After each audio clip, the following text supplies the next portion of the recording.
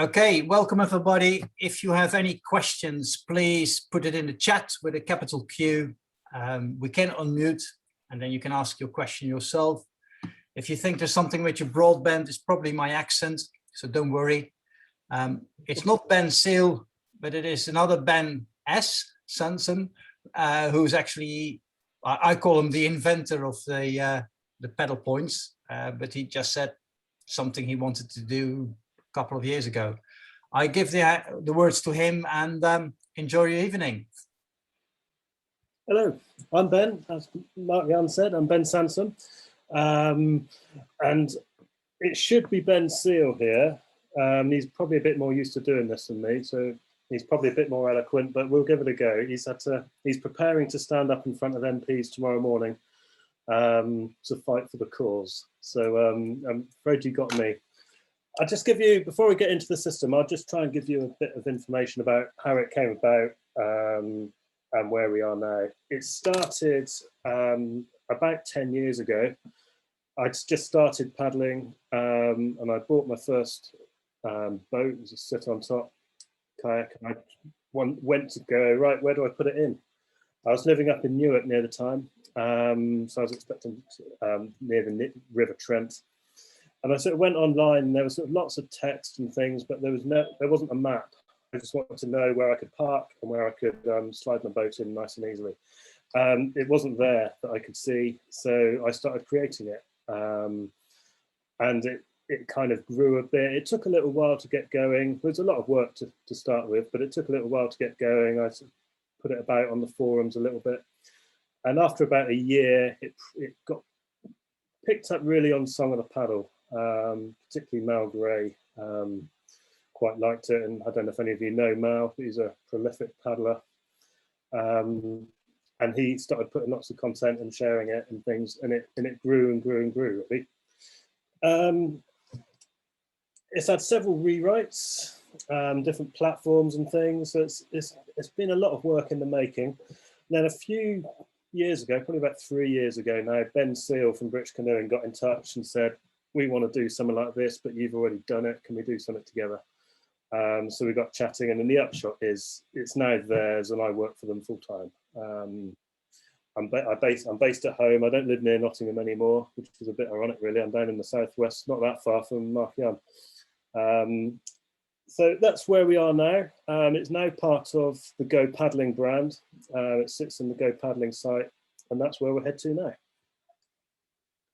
I'm assuming you can all see my screen. And I don't know if you're familiar with the Go Paddling website from Britsh Canoeing, but this is the homepage. And to get to PaddlePoints, you can there's a button on every other slide that comes through here, PaddlePoints, or you can always get it from up on the menu, Explore PaddlePoints. I'll click on that and immediately you'll see it's, to start with, for the sake of anywhere else, it centres on Nottingham, the British Canoeing office. So what you see is basically a map.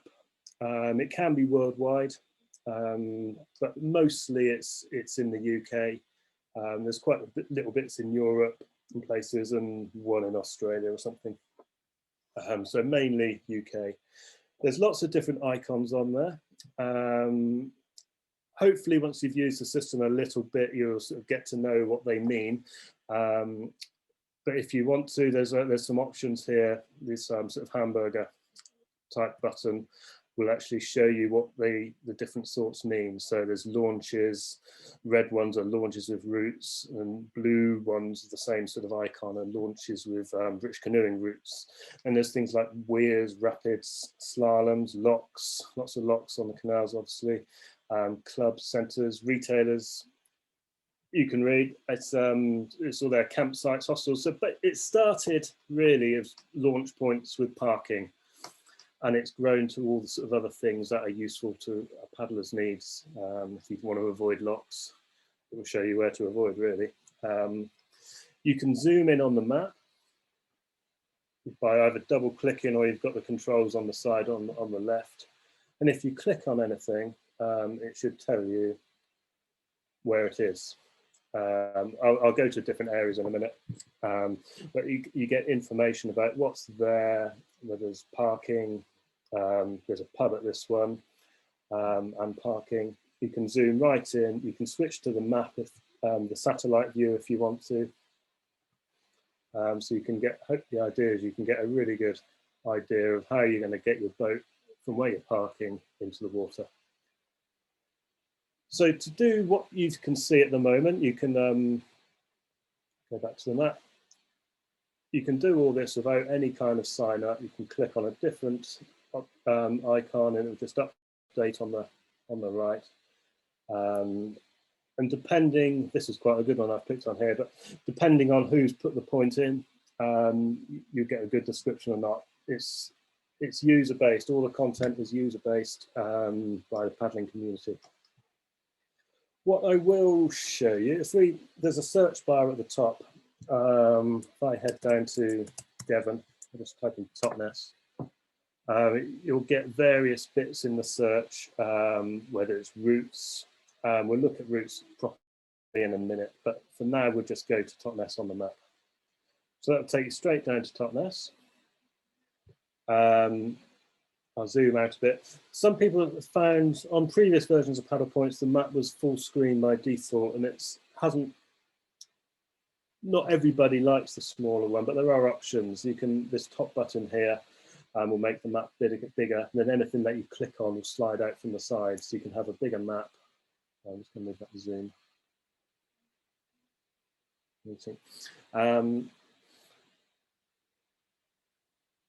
I'll zoom out a bit, and you can see this is the River Dart.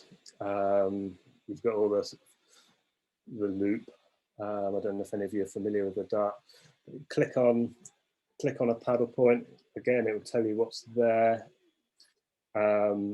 This one tells you there's lay-by access there. It tells you who entered it and when, and if there are any comments. So people can try and keep it up to date with different comments. It will also show you routes if anybody's added a route. So there's one route here, 3.9 miles long, nice section of grade 2, reasonably continuous. And if you view that, it will draw that route on the map so you can see where they're getting in and then where they're getting out and all the bits in between. There's a weir there. Sorry, rapids. No comments on there, but you'll also see sometimes there's water levels. There isn't any here. We've hooked up to the Environment Agency river levels sort of service. I'll find one in a minute, so you can see what that looks like. Oh yeah, there's one there. There's two readings nearby, Osterins Bridge and Buckfastleigh. If you click on the more information, you can see the current levels, max on records, all that sort of stuff, and that's updated all the time by the Environment Agency, which we're just hooking into. Now, if I go, I'll just put the smaller map back on, so we've got these other options. Since being part of British Canoeing, we've been able to sort of get other people involved. Before it was just me and Mel Gray who did a lot of these sort of input. But now we've been able to get some people to spend time in actually plotting waterways. So on the UK rivers and UK canals buttons, if I click on UK rivers, we'll go somewhere else. Not everybody wants to be in Devon. We could go to the River Deben and Suffolk. So I've clicked on UK rivers, and all the rivers that we've got lots of information on are in the list. If I click on River Deben, I can just switch it on. This is a little switch. Click that. It will jump me over to Suffolk, and the whole river is plotted. And you can see it's only really, I know Woodbridge this area quite well. It's only really navigable from just north of Woodbridge. But as you zoom in, you'll see there's yellow markers on there. Now these are mile markers, so you can quite easily get a grasp on how far you might want to go. So if you're looking for a 5-mile paddle, you can just visually see 1, 2, 3, 4, 5. Do one more and get out at Wateringfield. So that's what those yellow things, they disappear when you start to zoom out, otherwise they just get too close together and you can't really see. So they've gone there. If I go back, zoom back in, they'll come back. You can see there's a pub down here with parking, and there's some routes as well. If I click on it, it will tell me the Ramsholt Quay, privately owned, but you can access there, and comments that have been put in at various times throughout the time. So these go back, yeah, back to 2013. No water levels there. This is a tidal section anyway. Now the location information will give you a bit more information about where the paddle point you're looking at is. So there's the River Devon, it gives you an OS reference, what 3 words, and the nearest postcode. And then of course there's a little disclaimer, of course, as there would be on anything, but also there's a report paddle point. So if you see something that's wrong or is clearly on somebody's private land, obviously access is an issue, but you know, we don't encourage any kind of trespassing on people's private land. You can report it and that gets sent through to Ben Seal's team and they'll contact, get in touch or make any necessary arrangements. Now, when I'll just go back to the rivers button again, where we were before. Now it's part of the Go Paddling site. Wherever there's one of these blue markers on, that means there's an actual river page. So for example, if we choose a different one, we could choose the River Thames. If I actually click the blue icon there, it will take me to a dedicated page for the River Thames. It will zoom in on it, everything else goes. And you can zoom on, go to find it on the River Thames. Now at particular zoom levels, we remove some of the markers just because otherwise it just gets covered in data and it's pretty useless to understand. So when you zoomed out like this, it's just showing you launch points. If I click on one, just choose one at random, river rolling tidal section. This icon here next to the overview, the down arrow will show you the details, it's only been entered, and this icon will zoom you in on that point, so you don't have to keep zooming in and out on the map. It might go in a bit far, but you can just easily do that. And again, you've got these mile markers showing here. Now, if you want to actually contribute to PaddlePoints, you do need to log in. I'll just go back to the main PaddlePoints site, as I'm on the River Thames at the minute.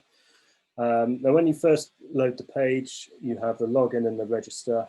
Like I said before, you can use it for information without logging in. If you do want to contribute, you do need to register and then log in. There's no charge, obviously. I'll log in.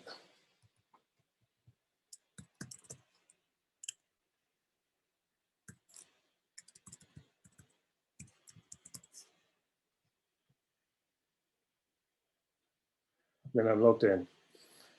So now what I can do, if I wanted to add a new paddle point somewhere, I'm just going to pick somewhere at random. I won't actually commit it. You can press the add button. And what that will do, that will choose, similar to the legend, so what each one is, you choose what you're adding. The COVID-19 was a marker we put in if there was any particular COVID things.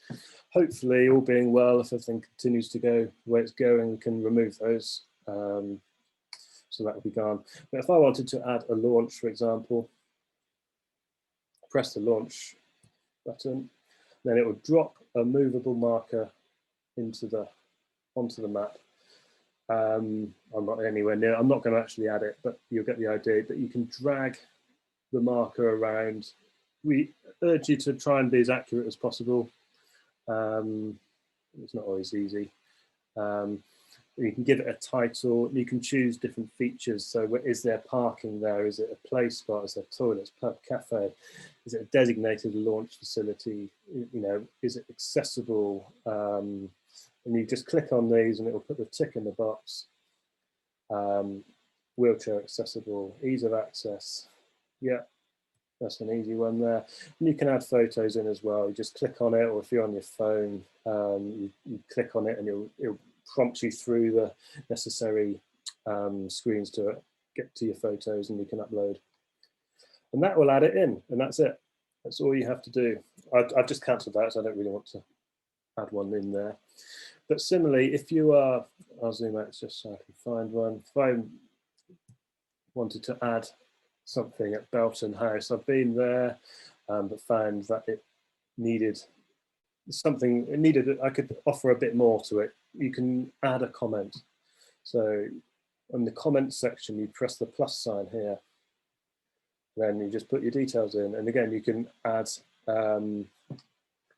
photos. You can flag this paddle point as having a COVID-19 sort of issue if you want to.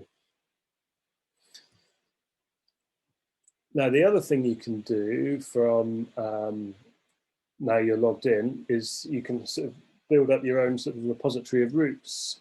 For example, if let's show the, we're in Nottinghamshire at the minute. Let's put the River Trent on then.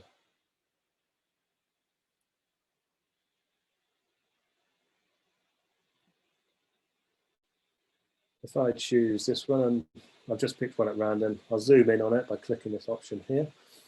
Now, if I wanted to, I could choose to add a route. There are no routes from here. I've decided, yeah, we can add a route here. If I press the plus sign, you've got a few options. You can do a direct draw, which is what I'll do now, or you can import a GPX. So if you've got some kind of app on your phone, you can record a GPX route and you can upload it if you like. I'm just going to direct draw from now. So I'll press that, and then basically I just start drawing from my point. I just use the mouse to click. As you go along, it tells you how far you've been.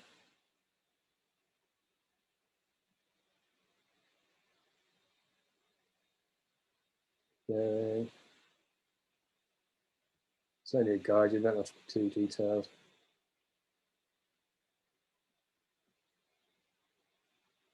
All the way to here, and I could get out there. Once you can change color as well if you like. You can, for particular things, some people have put in, if there's a portage, they do their main route in red and then put a portage in green or something, but there's no rules, it's not set in stone. Do what you feel works. And then when you're done, you can do finished. And then you can give it a title, description, any private notes, those other people won't see those. Whether it's a public or private route. If you just want to record it for yourself, you can remove that tick, and it will just show it in your sort of repository, and you can upload your photos. If it's there and back, it will double the mileage, so you don't have to redraw it back over the same lines. I won't actually save it again because I don't particularly, I haven't actually done that bit. Well, I did years ago, but not recently. Also, if you're drawing a route, by the way, there's an undo button. So if you do go wrong like that, you can just undo it and back up. So each time you press it, it will just back up and you can correct it.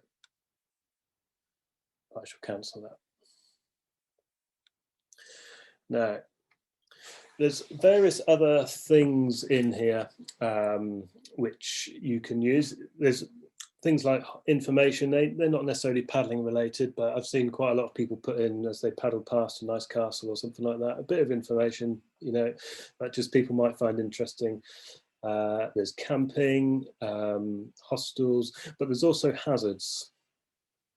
I wonder if we've got any showing. If we go back to our legend, which is from the hamburger button, if you remember, you can click on these and it will filter the map. If I zoom out a little bit so we can see a bit more. If I just want pubs, for example, I can click on pubs and it will show me anything that is a pub. Now these don't necessarily look like pubs, but if you look closely, there is a little pub icon in there, so there's a pub there as well. But if I also want to see weirs, for example, put the weirs on, or I can reset the lot and it goes back to normal. If I just want to see hazards, we've got any hazards here? Not there. Zoom out a bit more. Here's some. Now, hazards are special markers that we've added in. Oh, no, I'm not another Trent. Let me just go back and we'll get the full picture in. So, filters, hazards. Here we go. Right, so hazards can be, these are special types of markers. If you put a hazard in, it will shine brightly for a while, and then after a while, it goes to a fader color. Now that's because we're not sure if the hazard's still there, so it's just to indicate the age. You can flag a hazard as a permanent hazard, but most of them will sort of naturally fade, and then someone can either go in and clear it off, or it can be left there as a warning, as this was the case at some point. I'll just pick on one here, for example. So this has been added in as a permanent hazard. So that will always be like that. This is a older one, a very old one, but it might well be permanent. It's just that it hasn't been flagged as permanent. So as you're logged in, you can flag it as still a hazard, in which case it would go bright for another 30 days. You can flag it as a permanent hazard, or you can say it's no longer a hazard.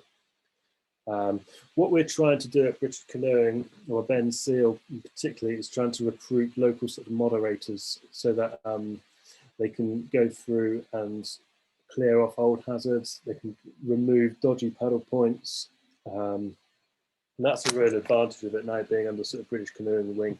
It can form, you know, there's lots of people that we're already working with, all the delivery partners and people, if they, and some of them want to get involved, but they can actually moderate their local areas. And we can assign people to specific areas so that if anybody puts a new paddle point in Wiltshire, for example, the local moderator in Wiltshire would automatically get an email to say, so-and-so's added a new point here. And then the idea is that they'll just go and check it, make sure it's not on private land, make sure it is accurate in what's being said, and offer any other good information. So that's hazards. I'll just go back to the filters here, and I'll reset them. Actually, let's see if we got just for the points of interest. There we go. That one there is the longest aqueduct in England, crosses 2 rail tracks and a road. The one project that we're working on is we've done a lot of work with the plotting of the rivers, but we also want to do a bit more than that and try and show people where it's tidal, where it's where you're licensed, what your license covers. If I show you the River Wye, click on that one, you can see we're zoomed out. It's got several, so here's the river from source to sea, and it's in different colours. Now the first bit down here where it comes off the Severn, this is tidal, so that's indicated in that colour, and then it goes to a green, which is showing as you're covered with your British Canoeing licence. And then at this point, which is you're up at Hay on Wye, it's either not coloured or it's sort of in dispute. So we're trying to sort of work our way through this, obviously, and part of the other Ben's role is to you know, try and get a lot better access. But we're trying to sort of just colour code the data, so it's a bit easier to see. But you can see here the map legend under the filters, watercourse, tidal water, BC licence water, and then your yellow blobs are your mile markers. What I didn't show, when I showed you the bigger map, I didn't show you can get a full screen map if you want. So this option here will just actually give you the total full screen. And then, yeah, anything you click comes out the slider again.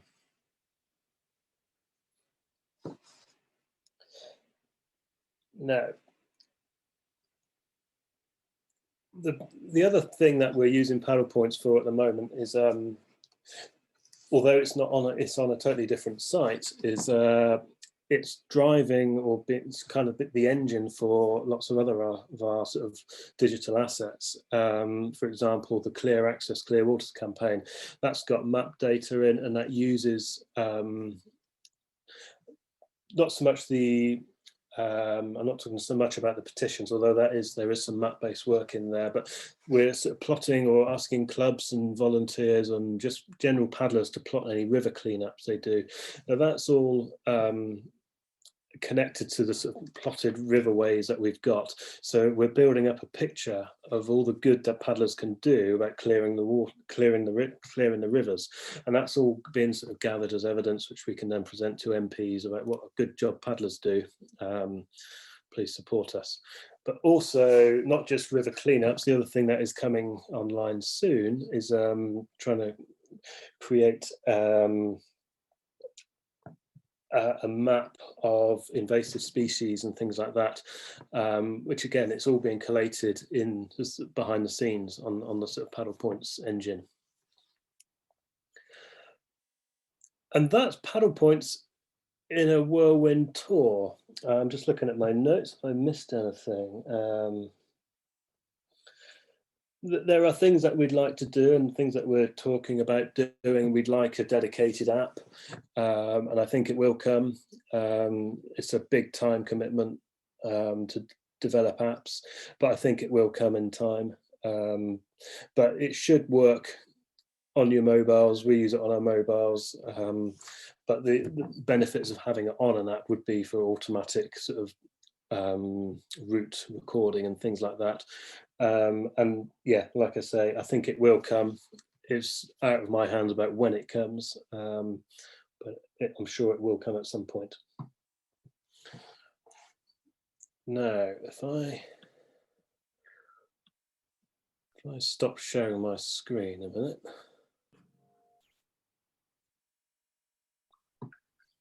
I'm in the dark. I don't know if there's anybody's got any questions, or if you want me to go into any more detail about anything else. The floor's open. Okay. There was a question from Pete T about if Pete T wants to come on mute, please do so.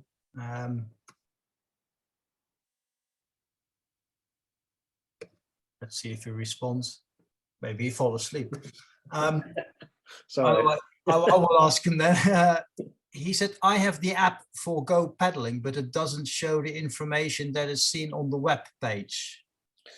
Yeah, well, that app's not ours. The Go Paddling app is very good, but it's an American app, I believe. So it's connected to a different data source. Okay, why that is. Well, that's a good one. What kind of app do you recommend to plot your trip and then put it on the website? Any app that can output GPX files. I haven't got a preference one. I've been through a few. I haven't done a canoeing app, recorded a canoeing route for a little while, I'm afraid. I've been doing more biking through the winter, a bit of a fair weather paddler. But I've used Strava before. But any app that will output a GPX file, we can load that in. Okay. And I saw the buttons you had, like the green buttons for pubs and things. Can people add those to change things like restaurant or hotel, motel, maybe wild campsite instead of campsite? What change the icons? Yeah, or add maybe some? No, they're set at the moment. I don't know. I think there are plans to add a few more. I saw an email the other day just about having bridges. I'm not quite sure why marked, but I think there are plans to have more icons, but there's none. I don't think we've got any plans for actually allowing everybody to create their own. Okay. At the moment. I saw the option for uploading photos. Yes. Would you recommend people to make a picture? Oh yeah, we love pictures. Yeah. Pictures, yeah, they speak 1,000 words, don't they? So yeah, loads of pictures, please. And is it a possibility to print your trip, or when you prepare your trip, can you print it so you can seal it and take it with you? No, there's not, I'm afraid. The only thing that you could do at the moment is to do a screen grab. As a screenshot, or is it set? Or not? Yeah, screenshot, same as, yeah, screenshot, screen grab. I mean, we are looking at having more printable, predefined routes from British Canoeing, which will be available for download, more trails and things, but they're the predefined ones, which will actually be sort of created properly in sort of PDF files and things like that. Because I can understand people want to do their own trips. Yeah. And like we done the Bliss Trail, it was quite a lot of work. Yeah. Well, not the computer thing I'm talking about. That's definitely not my thing, but yeah, it would be nice to have maps per day so you can know where you go, what you do. So it would be. Yeah, I'll make a note. I'm just going to switch my lights on then. Hold on. And then there was Christmas. I didn't realise I was sat in the dark. That's not much better. Right, so printable maps. But well, maybe I'm old-fashioned, maybe, but No. other people here on the call will go like, yeah, maps, because see some thumbs going up. But yeah, mobile's not always working. My opinion. Yeah, no, it's a good idea. Yeah, I still print stuff out. Yeah. And another question I saw, but then maybe because I'm interested in trips, but I see tidal waters. If you are working on paddle points and you have on a tidal bit, does it give you high water, low water? Does it calculate for you, or do you have to find information? Yeah, one thing we will look into is I've recently been looking at, we can hook into the Admiralty data for tidal things all around the country. And it's something that I think will be going in. I'd like it to be there because I think it's really useful. Makes sense to me. If you make a trip and you want to paddle like the last stretch of the Y, you definitely want to end up with high water where you get out, because in a previous version of PaddlePoints, we did link to Tide Times. Okay. I don't know if you know that website, but we had all of their tide locations all around the country. And when you clicked on it, it would open up their page within our page. Okay. But there were so many adverts on there, which is, it's fair enough. So he makes his money, but it was very cluttered. So we are looking at ways to actually bring that data in on its own. Okay, perfect. Those were the quick notes I made, but please, if everybody has a question, if you can come on camera and unmute yourself, don't be shy. Nobody will bite. Jim? Hi, Mark Young. Can I answer? Sorry, and Ben? Yeah. I'm calling, as Mark Young knows, I'm living in Sweden at the moment. Is the plan to go more European, international, or is it still mainly based UK? The plan would be to have it all over the world, I think. It's just that we need people to put the information in. There is quite a few in Sweden, I've been having a look on my mobile while I've been chatting away and stuff, and there's quite a lot down south around Stockholm and area. Yeah. Because obviously I go out and I've got lovely lake systems around us. So I was looking and there's nothing up near me. So over to you. I know, this is it. This is what I was going to say. I'm going to plot some stuff and put them on. That'd be brilliant. I tie in with Swedish Canoe Federation. Fantastic. So I may, like I say, I've got a course coming up in a meeting in May with them. So I may mention some to see if they can maybe see if they've got anything they have, and if so, I'll see if we can either link in or I'll convert everything on. So no, that would be great. And I know that we're talking to other sort of national governing bodies around the world who also are interested in. So hopefully, it will be going vast woods, you know, but it's just that most of the users are in the UK. And lots of the content that is on sort of in Europe has been probably from our UK users when they've gone on their sort of paddling holidays and things. Yeah. But no, any content that you can put in, that would be brilliant. Yeah, I'll have a look around, and like I say, I'll head up for Sweden and whatever, so, and see what we've got around. So it's a lot of water. Yeah, oh, I bet it's fantastic paddling there. Very envious. Cool. Okay, thank you. I think, Ben, I know not the governing body in the Netherlands, but a friend of mine who has his own website with trips in the Netherlands. I will ask him if he can look at it. Yeah, no, that'd be great. Yeah, more content the better. I mean, you know, it was always the slogan that I used to have when it was sort of my site, if you like, was paddle points where paddlers paddle. And it doesn't matter where you are, who you are, you're welcome to put it on.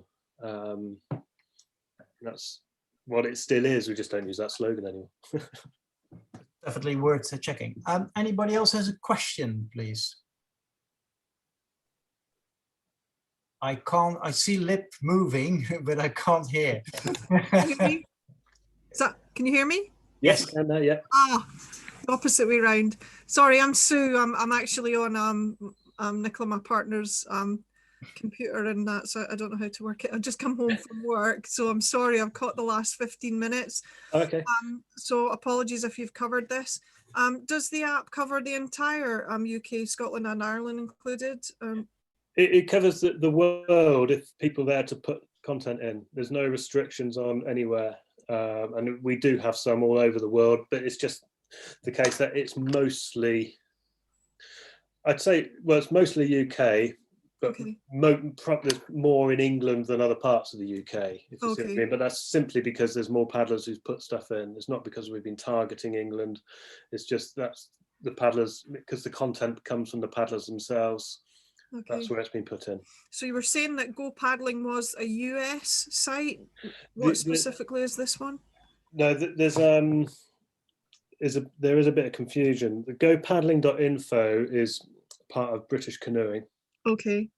There's a Go Paddling app, which is part of the paddling.com, which is an American-owned site. Which is what I've logged on to. Go Paddling, so it is confusing. Yeah, that's where I was confused because I logged on to that before and there wasn't any information, so I was like, okay, that's. It's a nice looking site, but it doesn't have the granularity of the data that we've got. I mean, it's really just launch points, I think. I mean, they may change that, whereas what we've tried to do is give more information about what the paddler actually needs along the route, not just where you can stick your boat in. So interested in weird locks and stuff like that, and river levels. So it's we're trying to sort of do a bigger picture, really. And again, my apologies. Obviously, I just came in the middle. Are the rivers graded on the app? There's some information. Sorry, I didn't go through that so much. I can flip back on if you like. But on the rivers pages, there is information about the grades, but because a river is, you know, some of them are 200 miles long, it's not all the same. So it's about trying to how to get that information to you. But often where there's, you know, a launch point, it will say this is a grade area, a grade 2 or grade 4. It depends really on the person who's put the information in. Yeah. Okay. If for example, there was, you know, ample enough information on a river, obviously can only put so much on a site without bombarding it and making it look really busy. Is there any kind of option to kind of tag on maybe references to good guidebooks and that kind of resource? There's not at the minute. I mean, there'll be nothing stopping you putting a link in. Yeah. I'm not sure if Ben is encouraging it. I don't know. Can I check? Because I think they prefer the content to be actually within the site, but sometimes, you know, it's easier to just, I agree, it's easier to put a link in and go somewhere else. But it's just when there's so much information on one place, it can get really quite busy. And then of course, if somebody, you know, hasn't been to, well, myself, if I haven't been to a part of the country that I'm not too entirely confident on the river, never been on it before, for example, it's good just to get a kind of a heads up. Maybe, I mean, we've got a lot of people, it's not promoting, you know, material from people really outside of British canoeing, but you know, like for example, there's a lot of wonderful resources for the Y that helped me when I'd only been on it for the first time last year, and it was a lot less scary than I thought. Actually, it wasn't scary at all, which was lovely, and getting that kind of complete guide. There's not that much out there, but I think sometimes, you know, for the interest of people wanting to kind of go further afield and get confident, all that much more information is great. But then, of course, if you plugged it all onto a site, it can get just overwhelming, I think. Yeah. Cool. Yeah, you can have information overload, can't you? Yeah, absolutely. Cool. Thank you. No problem. I can see, Ben, a slight legislation problem if you have information from other sides, who is the owner, who's responsible for that information, or even another country where specific countries like Sweden, you're allowed to basically camp on somebody's grass field if needed. Yeah, that's... You don't do that in England, they say. I don't know why. Windsor has a nice piece of grass on the right-hand side on the tent. Really nice, big grass. Little fence comes over and surf you with it. But yeah, we do get stuff put in which isn't appropriate sometimes, and that's why we want mods and people to report things. Yeah, and you know, that's what people can do. I mean, it was when I was running the site by myself, and we used to sometimes get complaints, say you're not allowed to kayak here or whatever, and it's a really tricky one because, you know, people have different opinions. Trespasses on land is clear cut as far as I'm concerned. You shouldn't do that, but on the water it's really tricky. But there's options now to report the paddle points, if you know, and then it opens a discussion. Fortunately, not between me anymore. I think as well, on the flip side, coming from Scotland, of course, there's free camping anywhere, but you can get yourself into a lot of trouble going on to the banks of rivers and a lot of places that are owned by people and that kind of thing. So quite there's no sort of water issues, is there? But obviously there's still people still own the land to get the water. Yeah. So even although you can, you know, wild camp and whatnot, if you get out, or, you know, albeit we back in the days when I paddled with schools and stuff, it's okay to come onto land if you've gotten a bit of a crisis, someone's capsized, but you do get into a lot more conflicts getting onto the embankments and rivers and stuff, where I think people get that mixed up in Scotland, that you can't just come off the river and walk on land. It's not that easy. So there's still lots of arguments up there, is there, about? Well, I haven't been up there in my adulthood. I've been out of the country for 11 years, but yeah, certainly back when I paddled in my teenage years, and I hear people saying now you can't just step off and think it's all free for all, because it's still farmers' lands, and they get upset about going on and upsetting things. But okay. Any more questions or suggestions, maybe? Or just thank you for inviting me. This is my first, and I've really enjoyed it. Oh, good. I'm sorry for being as well. I'm doing my bit for the NHS, but I'm glad I could join you. It was really good, and I'll have a good look at it. Great. Thanks for coming. Thank you. I did the same, helping the NHS to stay home and then try to organise this kind of events. I'm out helping the ones that are trying to get out into the community and are unwell. So. Okay. What I'm going to do, if there's no questions anymore, I stop the recording and